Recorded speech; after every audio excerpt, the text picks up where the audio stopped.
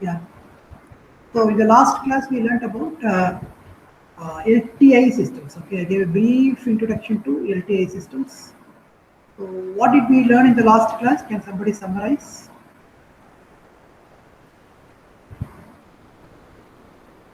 The summarizing the ideas, it will improve your kind of understanding. Okay, that's why I'm asking you to summarize again and again. Okay, only when you start thinking about it, your ideas about that particular concept will get properly integrated. Otherwise, you will not understand it. So try to think and let me know. Can anyone summarize? Uh, any difficulty in the class, last class? Understanding Arunmari Varman?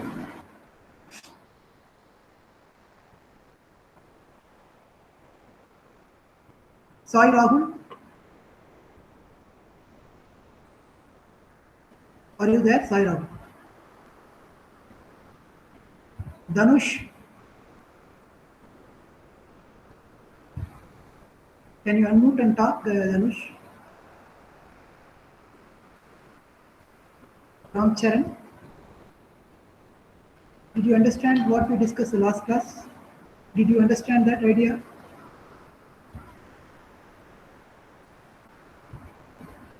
Can somebody summarize what we learned in the last class?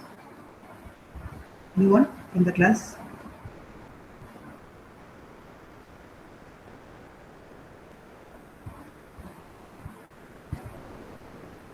Yeah. Nitish is typing time invariant, time variant, additivity. Okay. So we are talking about linear time invariant systems. So in the beginning, I gave what do you call the two governing laws. Two governing laws of linear systems. What are those two laws? One is the law of additivity, another one is law of homogeneity. Combinedly, you call it as law of superposition. So you take any linear system, it may be electrical or a mechanical mass spring damper or some chemical process systems. Any kind of system can be modeled like a linear system. Okay. So in that case, the properties governing linear systems, number one, we already discussed about for any linear system, when I give a signal like A sine omega t plus pi, the output is going to be some B sine omega t plus pi 2. And you can see the changes. The frequencies are not at all changing. Even though, for example, you have an RLC kind of a network, your linear system, when you are going to give an AC signal in, okay, that sine signal, the output is also going to be a sine signal. Okay, and you should understand that the frequency with which the sine is going to operate, the input signal frequency omega, it is not at all changing. Even if it is going through the inductor or capacitor or whatever it is, the frequency is not at all changing. That's a very powerful idea. Okay, so that is one important point we have discussed. Then the gain factor we discussed. Okay, then something related to phasors. We will discuss it again in some other class. Phasor. Right now, I have not given you much inputs about phasor, the advantages of it and all. Just remember that the phasors are very powerful tools employed in electrical circuits, particularly heavily employed. Okay, when you study under the electrical circuit, AC response analysis, again you will be learning about that. Okay, electrical circuits are networks. Okay, you will be learning about phasors thoroughly. But anyway, I will give my own inputs on phasors afterwards. Okay, so then we also discussed about the governing laws. What are the governing laws? Can someone tell that? Can you tell from this particular diagram? What is it I'm trying to convey here? Anyone from the class?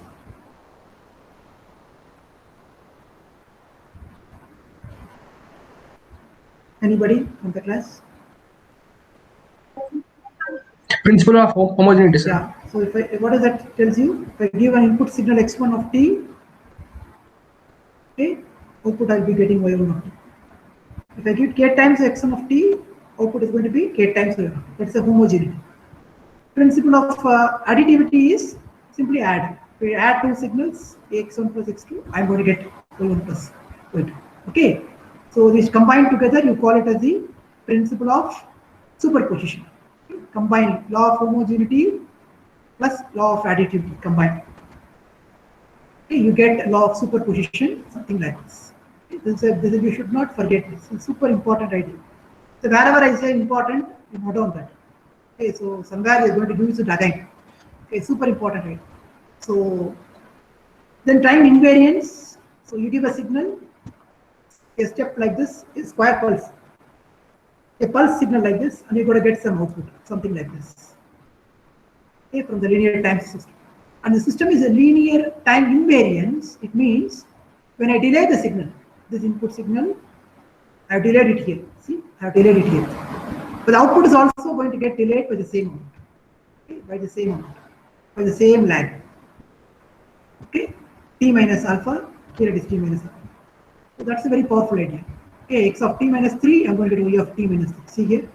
So time invariant it is. Same signal. So we also saw an example for that. Then we moved on to a very important integral or theorem called convolution theorem or convolution integral. Okay, so what did I say on that? Anybody can recall that? Summarize. The question, the key question I raised it more like this. Knowing only the impulse response. What is impulse response? You take a LTI system and give one impulse. And system response, that you call it as the impulse response. Okay, impulse response. Knowing only the impulse response, is it possible for me to generate or identify the system response for any input signal? That's a big idea. Okay, so for any kind, so you know the response of only impulse. We know that. But I'm asking you for any x of t as an input, is it possible to come out with a solution without directly giving that signal as input to the system? Is it possible? So we said it is possible primarily because knowing the impulse response, it's possible now for us by applying the LTI system properties, it is possible for us to compute the output. Okay, we are going to compute the output using a theorem called as a convolution theorem or convolutional sum, they call it for discrete domain, and convolutional integral, so they call it as for continuous domain. Okay, convolutional sum, convolutional integral. Okay, these are two powerful ideas. Okay, so I write it here. Convolutional sum, one idea. This is for discrete domain. The other one, convolutional integral. For what? Continuous time. Okay. So for continuous time and discrete time, we have two different convolutions, and we have seen that. So how we have learned that? Can somebody tell this idea? What is this idea I have told here? Give a delta n to LTI system, we got a response like this. This response, what is the name of this response? What is the name of this response? H of n? Impulse. Impulse response. Very good. Impulse response. Okay, it's called impulse response. H of n is impulse response. Now I am looking for a delayed version, delta n minus 2. And when I'm going to give it to my LTI system, I got the output also getting delayed by the same samples. Okay, whatever samples you are going to move from here. For example, it is an integer, remember that. N is an integer. Okay, so from 0 I have moved, for example, to 3. This is the original signal, n equal to 0.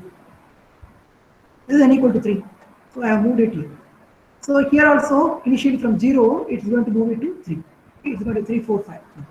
You understand clearly what I'm saying? So the signal is like this, means n equal to 3 means it's going to be here.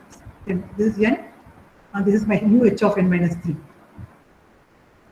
Okay, so that's a property we learned. Why it is behaving like this LTI system? Because of shift invariance or time invariance property. They call it invariance. It's not varying. Okay, shift invariance or time invariance, both are same. Okay, so because of that only it is behaving like this. Whatever be the input signal shift, there will be a corresponding output signal shift with respect to time. Okay, keep this idea in mind. Now what I'm doing, I'm going to take my new signal x of t. Okay, this is my x of t. I'm going to sample it. So I'm going to have a lot of impulses like this, train of impulses. So based on the shifting property of the impulse, okay, when I'm going to have a signal something like this, The impulses are going to be like this. Okay, the impulses are going to take the signal amplitude at that particular instant. Okay, all the impulses are what? They are originally impulses. They are scaled as well as time shifted. Based on this property, we have understood that if I am going to give x of n, okay, x of n means I am going to get x of n, h of n. So I am going to do it for all my x of n signals. Understand?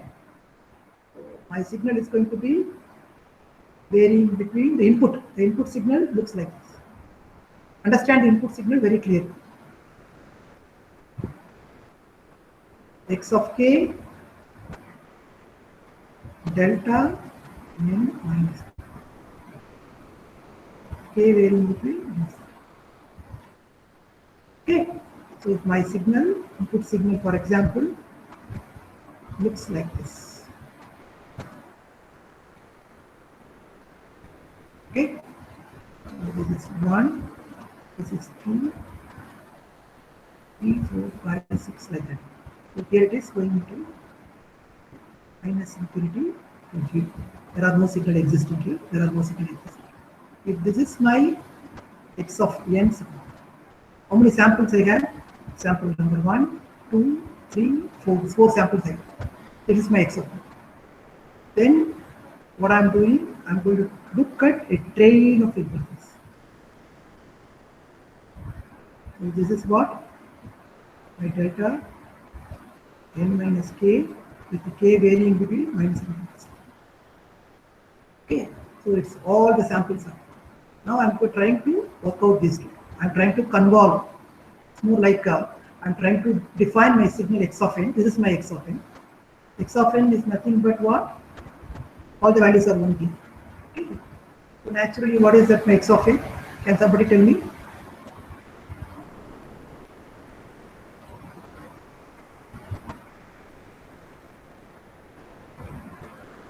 X of n. For example, let us take k is equal to minus 1. How it looks like signal? X of minus 1 delta n minus 1.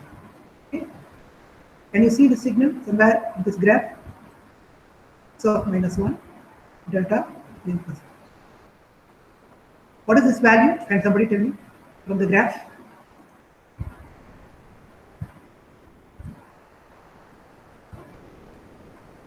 From the graph, huh? It's going to be 0. Okay, is it all right? Can everyone see it clearly? There is no signal at x of n. This is x of n signal again. There is no signal existing at minus 1. Every value is minus infinity to 0, it is 0. So naturally, this value is going to be 0. Now k is I'm incrementing. Okay, now I am incrementing the k to x of 0. So I am starting, say from infinity I am starting, minus infinity I am starting k, and I come up to k equal to 1 here, k equal to minus 1 here. Now I am moving to k equal to 0. What will be the value? X of 0 delta n 0. Okay, k is 0, therefore it is delta n. Now tell me what is the value here? All these is unit impulses. Okay, now tell me what is the value? At 0 I have 1. Therefore x of 0 delta n is also 1. Then I am going to get 1. You understand what I am saying? So then what happens? K equal to 1. X of 1 delta n minus 1. Then k equal to 2. X of 2 delta n minus 2. So it goes on. So at some point after 3, I will not be having any signals. So naturally those values become 0. So naturally I am going to get only my impulses, like all the values are 1. Therefore my x of n can be represented as what? X of 0 delta n plus x of 1 delta n minus 1 plus x of 2 delta n minus 2. I have 3 signals, therefore x of 3 up to delta 1. This is the input signal I am trying to represent. This is what we learned under the dot product also, impulse decomposition. I hope you can recall that. Impulse decomposition. We discussed about it long time back. I hope you can recall. 3 or 4 classes back we discussed. So that's idea. So that is what my input signal. Can everyone see the input signal clearly now? Anybody having difficulty? Why I am putting like this? Any difficulty? From the summation series, I am writing this. Okay, plug in values. Can't understand, sir. Yeah. Sir, I couldn't able to understand. I mean Which that you? from input. From Who is input. that? Who is that? Yeah, Gautam. Yeah, Gautam, please listen. See, my input signal like this. Listen carefully. This is my input signal. Okay, this is my XOR. Okay, values are 0, 1, 1, 1, 1. Okay, now I am going to multiply, I am going to represent this as a combination of what? Combination of impulses. What kind of impulses? Time shifted, scaled with respect to this amplitude. Okay, scaled with respect to this amplitude. Now look at the expression clearly. What I have written here is input expression x of k delta n minus k, with k being the running parameter from minus infinity to plus infinity. Okay, definitely the signal is not existing. X of n, if you look at, the signal is not existing from minus infinity to 0. The values are all 0. Only between 0, 1, 2, 3 I have values, signal values. From 3 to infinity also signal values are 0. Are you seeing it, Gautam? Clearly? Yes, sir. Is this point clear? Okay. So once this is done, then you go inside and plug in the values in the summation iteration. Okay. Look at the values. If I put k equal to minus 1, what do I get? I get x of minus 1 delta n minus k is minus 1. So what do I get? I get this. You agree? This is all right for you, this signal? Sir. So when x of minus 1, what is the value, Gautam? It is 0. 0. So therefore that value is 0. That's what I put here. Because anything you multiply with 0 is going to be 0. Even though the train of impulses delta n minus k is existing. For example, what is, see, I'll put like this. Try to understand this. K equal to minus infinity to plus infinity with delta n minus k alone if I'm going to have. How it looks like, the signal. Can you imagine the signal in your mind? So the signal is going to be like this. Put any value. K is equal to, for example, minus 2. What do I get here? Delta n minus 2. You agree? That value is what? Delta n plus 2. You agree? Yes, sir. So then, yeah, then in that case, how do you define an impulse signal? Delta n. This is a different definition for impulse signal. Delta n value equal to 1 for n equal to 0, and it's going to be equal to 0 for any n otherwise. Okay, this is our definition for delta n. Okay. So naturally, delta n signal is going to exist only for n equal to 0. Now, what I am doing is I am going to shift the signal by 2 instants. So this is 0, 2 instant to the left because it is plus. Okay, you can see we already learned that. So 2 instant to the left means it's going to be minus 2. The signal is going to become like this. Are you getting the point clearly? This is 1. This is delta n. Delta n plus 2 will look like this. What about delta n minus 2? Where it will become? It will be here. N minus 2. N minus 3 is going to be here. N plus 3 is going to be here. Seeing it clearly. So n equal to delta n exactly is going to be here. 1. So I am going to generate a train of impulses using this expression. Can you see it clearly? For every value of k, by substituting, starting from k equal to minus infinity to k equal to plus infinity, I am going to have a train of impulses like this. From minus infinity to plus infinity. Impulse starts here, it goes up to infinity. In between value is 0. Okay, what is this signal? How do you represent this signal? 0 value? Delta? Gautam. It's going to be delta? Delta f n is equal to 1. Delta n. Yeah, delta n equal to 1. You understand? What is delta n minus 1? It will be in the it's also 1 after 1. Delta n plus 1 is a minus. Minus 1. Yeah, okay. No, not minus 1 only. It exists at the instant, integer instant minus 1, time instant. You understand? So time values are all 1. Are you getting the point? Unit impulse. These are all time instants. Okay, minus 3, minus 4. So these are all the impacts. But here it's not n exactly, it's k. Yeah, n only. K is a running parameter, shifting parameter. Okay, K is a shifting parameter. Are you getting the point? So this is what the input representation is. Now for my signal, it is like this. So for now, tell me for these three impulses, 1, 2, 3. Okay, I have these impulses. 0, 1, 2, 3. This is my x of n. All the values are 1, 1, 1. It comes from a continuous waveform, something like this. I sampled it. Okay, I can take this waveform. Okay, I can take this waveform. I can take this waveform. Okay, I'm going to sample this through a switch. The switch is going to on and off at a particular speed. That's the sampling frequency they call. Now I'm going to on and off. I'm going to get 4 samples, for example. I'm switching on and off in such a fashion that I get 4 samples. So this is my x of t. This is x of t. I'm now talking about this x of n. Okay, it comes from a continuous waveform. This kind of a waveform. Look at t. T indicates continuous time. N indicates a discrete time. Okay, so this is t. This is n. Index. Okay, x n index equal. Now tell me for this, how can I represent it with impulses? How it looks like, the train of impulses? It's going to be x of n. It's going to be one time, that is x of 0 times delta n. You see it, plus x1 delta n minus 1 or plus 1, x1. In +1. No, N plus minus 1 goes in minus. plus 1 goes in this direction. Negative. Okay, n minus 1. It's delayed. It's delayed by 1 instant. That's why it's n minus 1. So we are traveling with respect to time.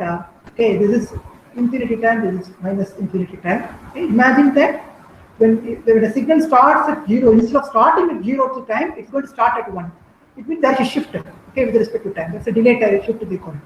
Now the next signal is delta x2, delta n minus 2. Third signal is x3, delta n. These are all the samples I'm talking about. Okay. Normally, we have to use a square bracket for representing discrete waveforms. Maybe I'll put a square here. The square is important. The square, so that you can understand very clearly. We are operating the discrete domain. This also should be a square. Square bracket. Square bracket if you employ discrete. Okay, we are the discrete. Now this will be the signal we are talking about.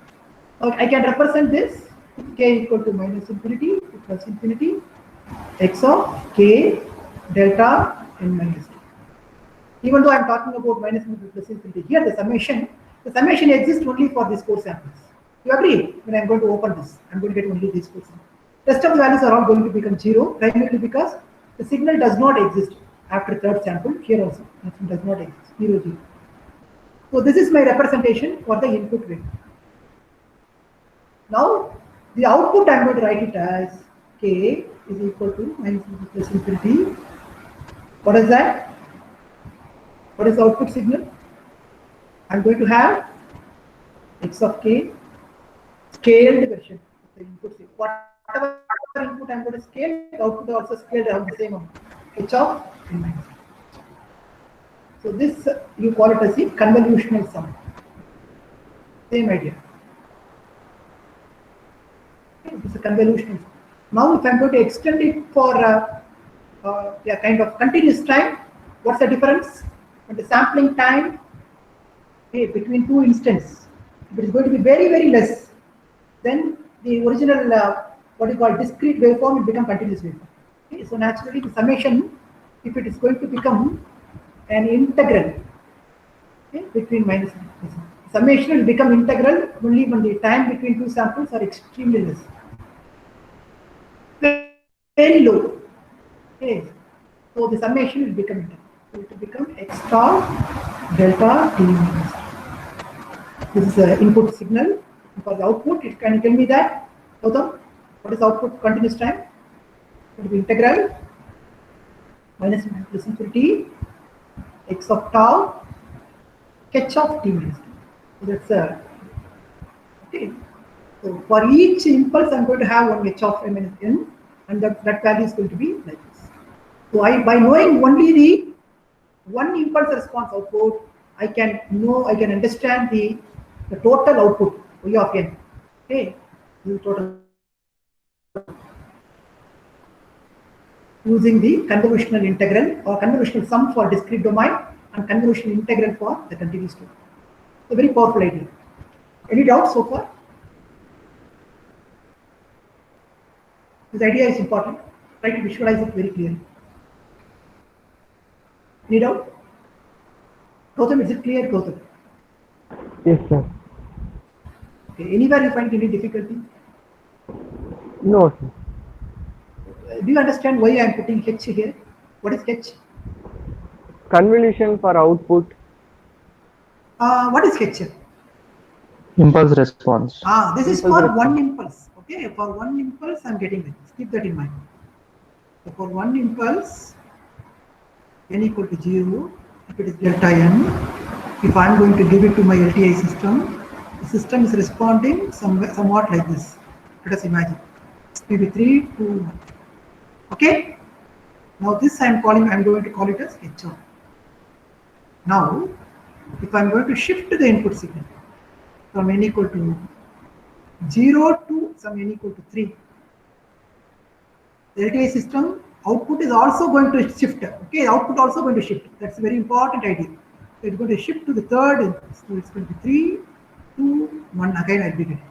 It's going to be 3, 4, 5. Are you getting the point? So then, if I'm going to multiply with some x of 3 signal, the impulse signal, and multiplying. What is this? Delta n minus 3. The original impulse, x of n minus 3 here, this one, is scaled by the corresponding x of 3. Then what will happen at the LTI system output? Can somebody tell me? When the input is scaled, output should also be scaled. So what do I get here? Can somebody tell me here? For example, x of 3 is 2. Tell me what is the output I'll be getting here. 6, sir. Where? Which sample I'll get 6? Don't tell 6. At what time it starts? Third sample, sir. Yeah, for the third sample. Very good, you understood. For the third sample, it's going to be 6. What about fourth sample? What do I get? 4. 4, exactly. And for the fifth sample, I'm going to get 2. Are you seeing it clearly now what I'm trying to convey to you? X is multiplied by 2. Huh? If instead of x, if it is 2, you are saying, sir, double. Yeah, double. Instead of x3, third instant of the signal x, if it is equal to 2, I am asking you what is the output. So the input is going to be scaled by 2 times delta n minus 3. Then what will happen to the output? Output is also going to be scaled by 2 times h of n minus. This is what we learned under the law of homogeneity of linear systems. What is that? If I have input x, I am going to get y1. If I am going to scale it by k times x1, output is also going to get scaled by k times. It's called law of homogeneity. The same manner I am working out here. Okay. So any further discussion on this? So that's why I'm getting the similar kind of a response. Whatever input, okay, delta n minus k, I'm going to do it here. Then according to the linear system, it's going to work out. X of k, h of n minus k, it's going to work out. Output also. Output is also going to get shifted. So it's a very powerful idea. Okay. Now let us move ahead. So today's topic is so important topic. We are going to talk about something called periodicity of discrete sinusoidal waveforms. Okay. Try to understand this idea for another 20 minutes. Okay. So try to focus and try to think in an abstract way to get a feel or understanding about this particular idea. Okay, I'm going to spend some time on this. Okay, so put some effort. If you understand this idea, then the third and fourth unit will be quite comfortable for you. Otherwise, you'll find it difficult. So look at the first case. I have written a waveform x of t equal to a cos omega naught t plus. Wherever you find difficulty, please stop me there. Is it all right? You can stop me and you can ask, I don't understand this. Can you repeat again? You can comfortably, you can say, I don't mind. Okay. So this is your signal. What does this signal represent? Can somebody express this signal through words?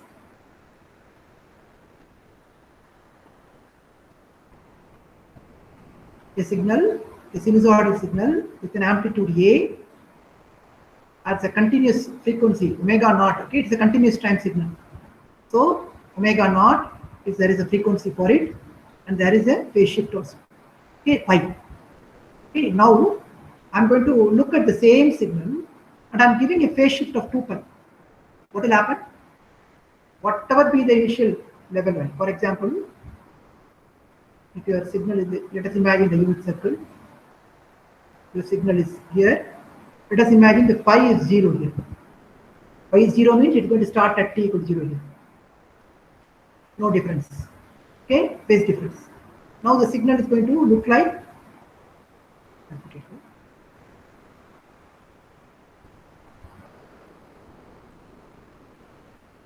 This is my unit circle and this is my signal. So if I'm going to rotate this, initially what is the value of when pi is equal to 0, my cosine waveform is going to be starting like this. At t equal to 0, the value is maximum. This is unit circle, so the value is 1. Then it's going to take the values. So it's going to rotate. Okay, it's going to rotate. What is the full rotation? It's going to be rotating for 2 pi. Okay, radians. Full rotation. So let us imagine in 1 second, the signal, okay, it starts at t equals 0 and it rotates for 2 pi radians. Therefore, it's going to be more like this. The cosine waveform. Okay, this is a cosine waveform I'm talking. Now, if I am going to give a phase shift, if there is some phase shift, for example, let us imagine instead of starting at 0th value like this, the signal is going to start here. So this angle, then you call it as a phase shift. Okay, you understand? So then, okay, the signal may be somewhere around here, it's going to start. Then it is not starting at the peak value. Okay, so the peak value will be somewhere here. So the signal may be starting something like this.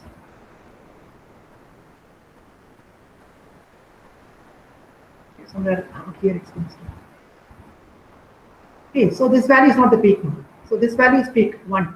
So this is not peak now. Then it's going to come down like this and it's going to be reaching. So again in 2 pi, it's going to take. Till this point, you have to come back. So in 1 second, for example, it's going to take 2 pi radians, means initially it's pi plus 2 pi. You understand? So that's the idea I'm talking about. So then, if that is the case, then now I'm introducing 2 pi. What is that signal? It's going to be a cos omega naught t plus, I'm going to bring in 2 pi inside. Okay, so I'm going to call that one as t naught. Then t naught is what? 2 pi by omega naught. If I go to substitute 2 pi by omega naught here, I'll be getting this signal. Okay, therefore it is nothing but x of t plus t naught I can call it. I'm just giving a shift with respect to time. Okay, t plus t naught. So x of t plus t naught. So that's my waveform. So this is called the periodicity property. So for any continuous time waveform, x of t will be equal to x of t plus t naught. Any continuous time waveform, it's going to work out. So if we look at the sine waveforms, I'm going to take 1 second as a time period. If you look at 2 seconds, I'm going to have between 1 second and 2 seconds, the same signal repeats. So that's why I'm calling it as x of t equal to x of t plus 1 second. 1. This 1 indicates the time period. Okay, what about 2t? What about 3t? What about 4t? For all those values, it's going to hold true. The same signal is going to repeat. Okay, x of 1 also, t plus 1 also I'm going to get, t plus 2 also I'm going to get the same signal, because after 2 seconds it's going to repeat again. After 3 seconds it's going to repeat again. You understand the idea clearly? So naturally it's going to be more like some integer times. T plus some kt is going to work out. Okay, it's going to work out. So now when that's the case for time period of t, so this is my fundamental period. 1 second is going to be the fundamental period. This in our case.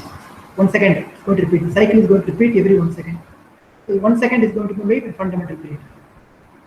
2 seconds, further values. Okay, so t naught is going to be equal, fundamental period is going to be 2 pi by omega. Anybody having any difficulty in visualizing it? This idea clearly? What I said right now? Anybody having difficulty? Why did I add 2 pi? Primarily because I would like to come back again to the same point. You understand? 2 pi radians is a full rotation circle. I come back again. Okay, for every 2 pi, it's going to repeat. It's more like the signal waveform is repeating. Is it clear?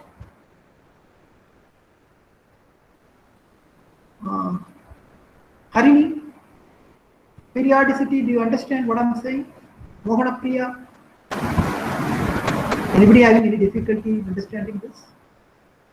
Yeah, fine, we'll proceed. Now, in that case, let us take a simple, what do you call, fundamental frequency like this, 2005. If I want to compute the time period T0 for this, I put 2 pi by 2000. That's the formula. T0 equal to 2 pi by omega naught.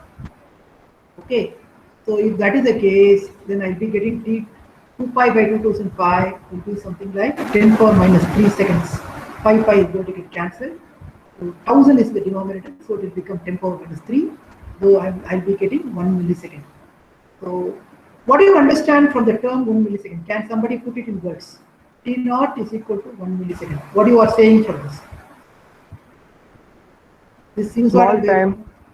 No, small time, okay. In that time, it takes 2 pi rotation. Exactly, that is the idea. So for every cycle, okay, the sinusoidal signals are basically cyclical. Okay, for every cycle, one full rotation of 2 pi is happening. You can start from anywhere, but you are going to do 2 pi rotation. So you can start from here. That's the phase different, phase angle difference I said. When pi is equal to 0, I'm going to start it from this point. Are you getting the point? I'm going to start it from this point. The vector is going to start exactly on the real axis. Okay, and then it is going to rotate like this. When pi some value is initially there, you are going to start from there, and again you are going to go for 2 pi. And again the same signal is going to repeat. Okay, but the key point that you have to understand is this 1 millisecond indicates the time taken for this particular vector. Which vector? This vector. Okay, to do exactly 1 2 pi revolution, 1 2 pi rotation. Okay, it's fully it is traveling like this. 2 pi is radians. Okay, radians means what? 2 into 3.14. What is that? 6.28 radians. It is 2 into 3.14. Pi is 3.14. It takes around 1 millisecond for the waveform to travel exactly what? 6.28 radians or 2 pi radians. Okay, one full revolution. Okay, that's the idea. So for one full revolution, I'm going to get one full cycle in the sine waveform. It may be sine or cosine. Okay, peak to peak you can check. Okay, you can measure the time period. So that's the idea. 1 millisecond it takes. Now, if that is the case, what is the corresponding cyclical frequency? 1 by 1 millisecond. That's almost 1000 cycles per second. It's very powerful. You can imagine that signal in your mind. The time period is 1 millisecond. I'm looking at a waveform which performs some 1000 cycles within 1 second. Within this is 1 second. Then it's going to have 1000 cycles within this 1 second. And the time period is 1. For taking one of those cycles, it's going to be 0.1. What is that? 1 millisecond. It's going to be 1 millisecond. Or 0.01 seconds. Okay, you understand the point. So it takes 0.01 second to finish one cycle. Therefore, in 1 second, I am going to have 1000 cycles. So then the frequency of the signal is F0 is going to be cyclical frequency, they call it. This is called cyclical frequency. What is then angular frequency? Angular frequency is 2 pi F0. That's going to be 2 pi by T0. So you know that. Okay, for one full rotation is 2 pi. For taking how much time it takes T0 is going to be 1 millisecond. 1 millisecond. Therefore, we are going to have that 2 pi by 1 millisecond as your radians per second in omega. Anybody having difficulty up to this point? Please ask me again. I'll repeat. I don't understand this. Please tell. Anybody having any problem so far? Do you understand what is a time period? What is a cyclical frequency? And what is an omega naught? Okay, omega naught is the angular frequency. So 3 frequencies I'm talking about. So first thing is T naught is 1 by F naught. That's going to be 2 pi by omega naught in seconds. F naught is equal to 1 by T naught. That's going to be omega naught by 2 pi hertz. This is cyclical frequency, cycles per second. Normally you write it. Okay, then if f naught is going to be equal to, for example, 250 kilohertz, what is T naught? 1 by 250 kilo. Kilo means 2 power 10 power 3. So 2 pi into 10 power hertz. That's going to be around 4 microseconds. So can somebody tell me what is 4 microsecond indicate?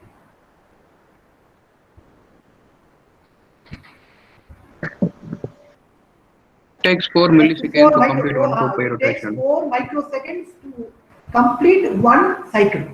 Okay, one cycle. Okay. Likewise, 250 kilohertz indicates what? 1 hertz indicate 1 cycle per second. 1 cycle per second.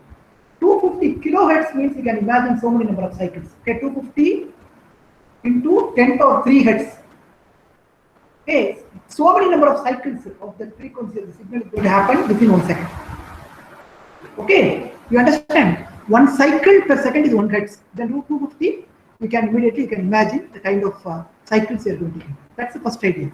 Now look at the second case. Now I'm going to do something. I'm going to take my original time domain continuous waveform, something like this. Now I'm going to discretize this waveform. It's a very powerful idea. There is a subtle difference. There is, in fact, a huge difference between x of t sinusoidal, x of n discrete time sinusoidal. Periodicity property will change. So let us try to understand it. So now x of t is this n dot ts. Now what I am trying to do, I am going to sample at a particular rate. For example, okay, this is 1 second. Let us imagine 1 second. I'll put it. So I have a signal. This is 1 second. I'm going to sample this signal with Ts equal to 0.2 seconds. Okay, this is my signal, x of t, time domain. Then what I'm doing, I'm taking this signal and I'm passing it through a switch like this. Switching frequency is Ts equal to 0.2 seconds. It means what, every 0.2 seconds I'm going to get a sample. Can somebody tell me how many samples I will get it here for this waveform? Exactly. Five. Yeah, because in 1 second, see, 1 second, in fact, the signal is going to be like this. It means this 1 second is divided into 5 regions: 0.2, 0.4, 0.6, 0.8. You understand clearly? So I'm going to have samples in this instance: 0.2, okay, then 0.4, then 0.6. Okay, maybe I have to little bit distribute.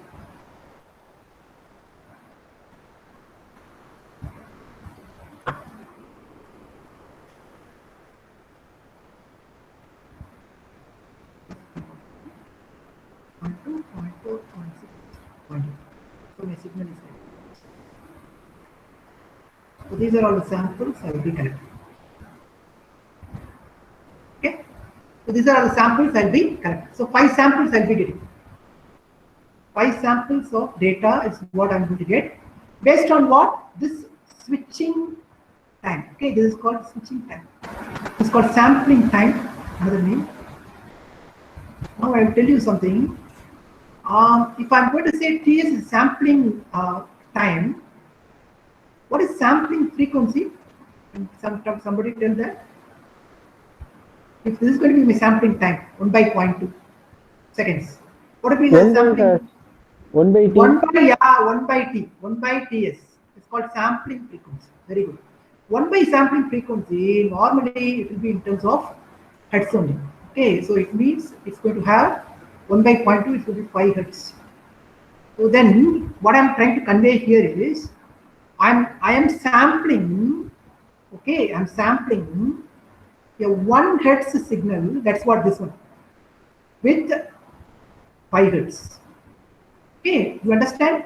So I'm sampling a 1 hertz signal at the rate of 5 hertz. It means the sampling frequency, if somebody is going to ask you, what is the sampling frequency? Then 5 hertz. What is the signal, original signal frequency? That is 1 hertz. Then the key point that you have to understand is I am going to have only these samples in hand now. See, once after discretizing, I'm going to have only samples. I'm going to have only these 5 samples, for example. Let us imagine I'm going to have only these 5 samples. Now, the key question that you have to ask is whether these samples are enough for me to, whether samples are enough for me to what? Reconstruct the original, okay, continuous time waveform. It's a big question. How many of you can see the question? Can somebody repeat what I said here? So I'm talking about the signal. What is the signal frequency? It's 1 Hertz. Now I'm sampling the signal at a rate of 0.2 second. At every 0.2 second, I'm going to get a sample out. Now that sampling frequency is 5 Hertz. It means I'm sampling the original waveform, continuous time waveform x of t at the rate of 5 Hertz, at a sampling frequency of 5 Hertz. Then because of that, I ended up in 5 samples. And the question now, right now, asking is, it is possible for me to, by looking at the samples, I'll be giving these samples to you, this x of n signal. And you have to tell me what is the original nature of the x of t is. Is it possible for me to reconstruct it?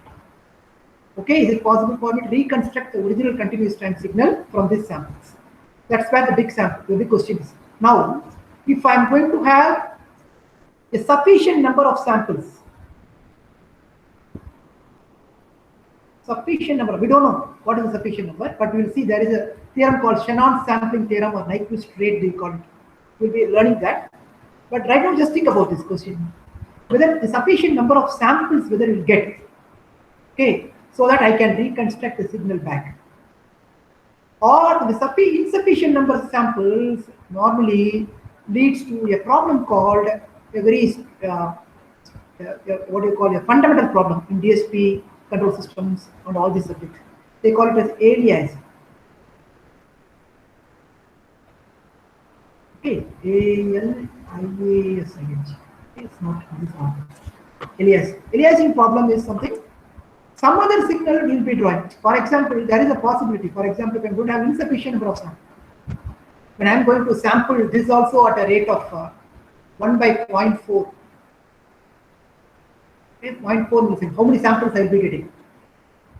I'll be getting some around 1 second if I'm going to divide it by 0.4. I'll be getting only 2 samples maximum.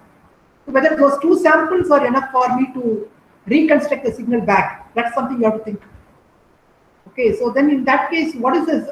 See, if I'm going to be having more number of samples, computationally it will be very burdensome. Because, for example, I'm going to discretize the signal with around some 200 samples per second. Imagine 200 samples per second. Then what is the corresponding frequency? More like, okay, so 1 by 200. Okay, so there is more like that. Okay, so in that case, 1 by 200 samples if I'm going to have, I'm going to store it everything in the computer in order to process. Okay, digital signal processing, basically I said we are going to work with computers, microcontrollers. So I'll be storing all this data. Computationally, it will become burdensome. More number of samples, it is not always preferable. Less number of samples with misinformation. Misinformation, or you may end up in drawing some other waveform. It's called aliasing problem. Aliasing means something is trying to act like somebody else. Aliasing, fraud it is. Okay, some other waveform is going to take up these samples and it will say I am this original waveform. It's not right. Not right, wrong. Okay, so we need to have sufficient number of samples to do that. So for that, what is that procedure? We need to think in terms of optimal. I'm going to look at something called optimal sampling rate, so that I can reconstruct my original waveform. That's a big idea. That's where all these ideas come. So this is all right. So that's what I'm telling you. Okay, I'm taking the signal A cos omega. So I'm dividing this T into N TS. TS is 0.2. Then I'll be having this only N. Okay, 0.2 N. So I'm going to have samples. I'm going to label the samples as 1, 2, 3 like. You understand what I'm saying?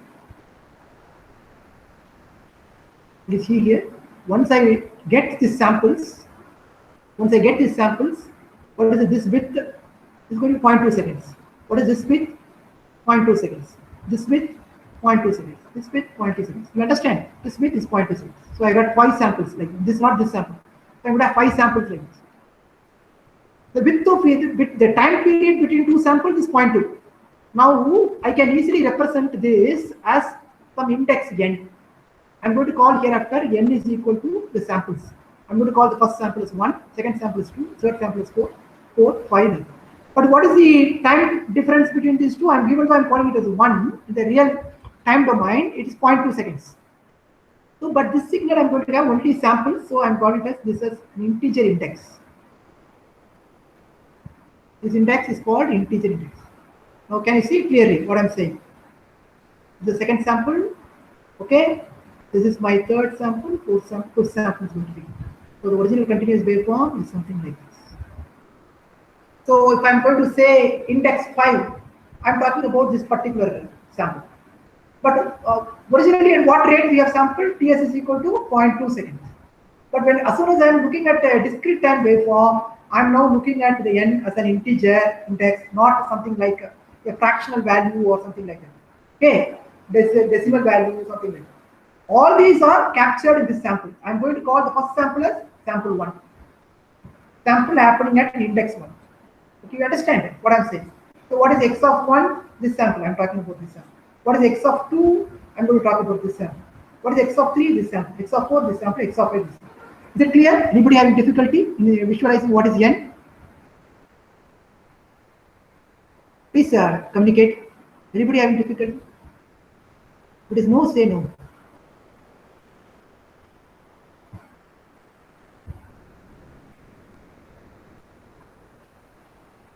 Yeah, can I proceed? Yeah, now that's what I mean by x of n is. Okay, so that's a value. That's what. Now, as soon as you plug in n dot ts inside your original waveform, okay, omega naught, that's the original fundamental frequency, t becomes n dot ts. Okay, the continuous time t becomes n dot ts. There is a phase. Now I'm going to call this as, hey, take it as continuous time frequency time ts, sampling time. This is going to be the discrete frequency, bigger omega, capital omega, discrete frequency. Hereafter, always remember one thing. What is that? Omega indicates continuous time frequency, angular frequency. Continuous time.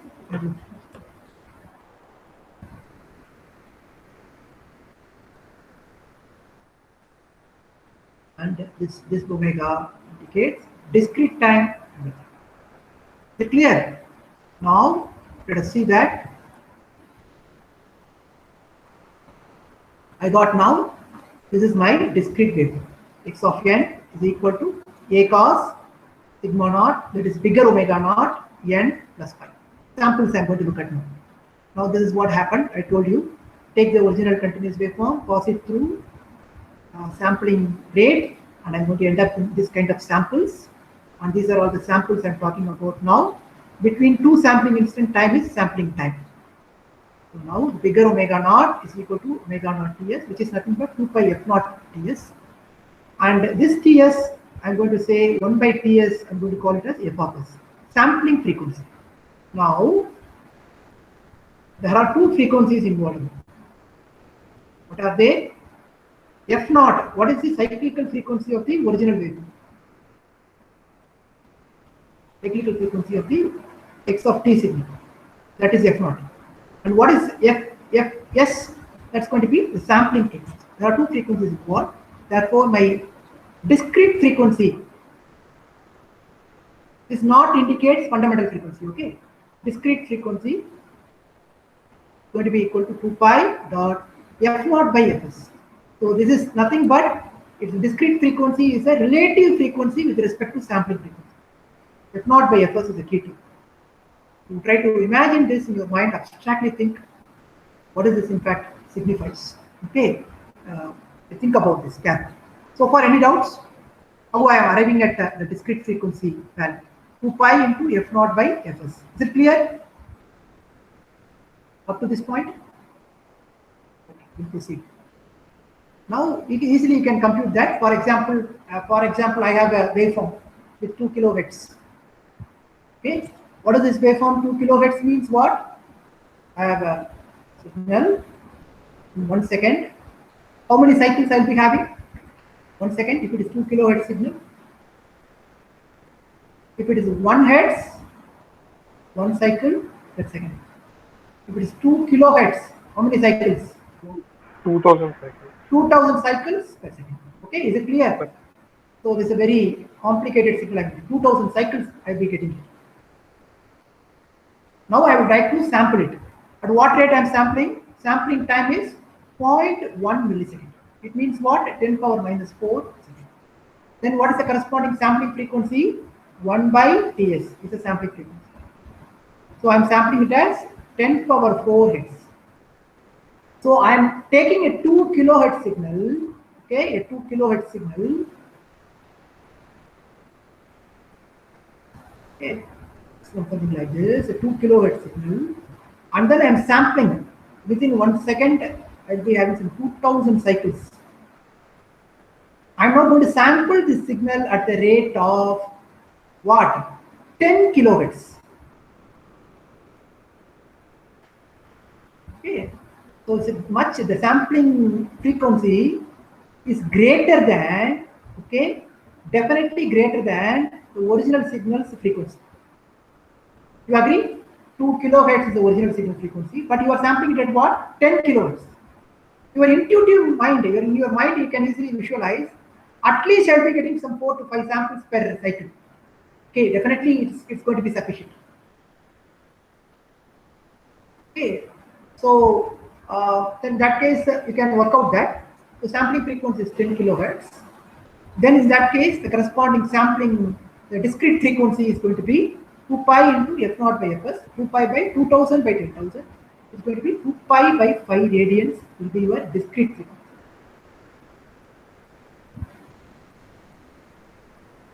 Okay, 2 pi by 5 radians. So that's a discrete frequency. Now look at this. The same manner, you can also look at two complex exponential signals. We know that. Okay, e power j 2 pi f1t is the first signal. That's nothing but e power j omega 1t.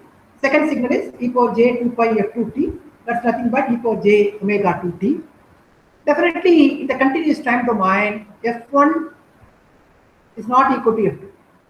Okay, you agree? So I'm going to have two different waveforms. x1t will not be equal to x2 of t. I'm going to have two different waveforms. But the problem comes when you are moving on to something called discrete domain. Discrete domain, I'm going to define a signal x1 of n is equal to e power j bigger omega 1 n. Bigger omega 1 n is nothing but what? 2 pi not ts, f1 ts. You understand? Or otherwise omega 1 ts. That's how we define bigger omega. Okay, so the x2n is going to be equal to e power j bigger omega 2n. Now, in the discrete domain, what happens is these samples, okay, these frequencies are going to repeat like this. Omega 1 can be equal to omega 2 plus 2 times pi, 2 pi times k. Okay, or otherwise for k varying is integer value, I'm going to get the signals repeated. This frequency is going to be the same. Okay, so that's very important idea here. So what I'm saying is, I'm going to take the x2 of n signal, okay, this is the signal. I'm going to add omega 1 plus 2k pi. So what I'll be getting is something like this. Okay, now in fact I made a small mistake, not a small omega 1.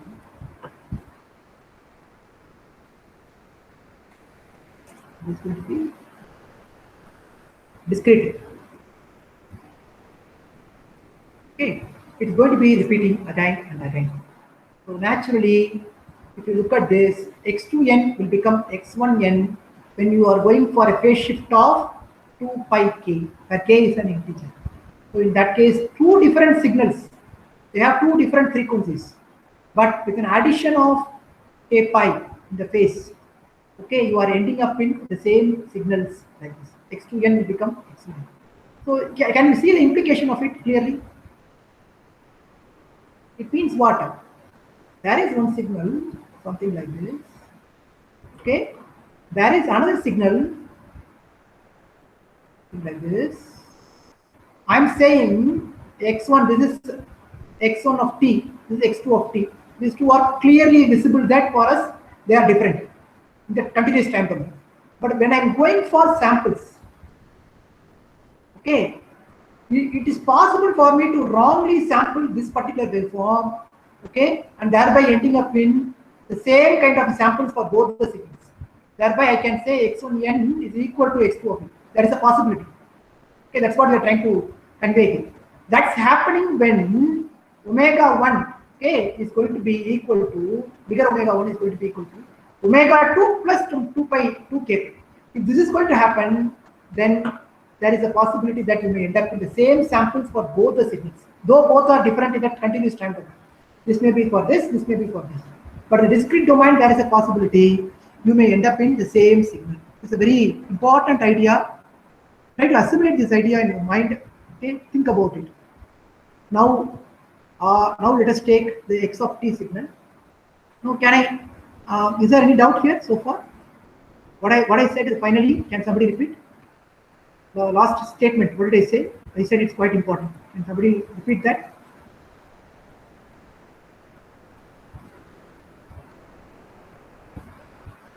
So in continuous time domain, when you have two signals, x1t, x2t, when they have two different frequencies, definitely they are different. But in the discrete time domain, when you have two signals, when the frequency is going to be added up with some 2k pi, okay, there is a possibility that you may end up in same signals, okay, same waveforms, same samples. The samples may come from two different frequencies, but they look alike. So this may create you a problem called aliasing. Okay, aliasing means cheating. Okay, it's more like some other signal is acting for some other signals. Okay, it's more like that, acting. Okay. So now I'll stop here.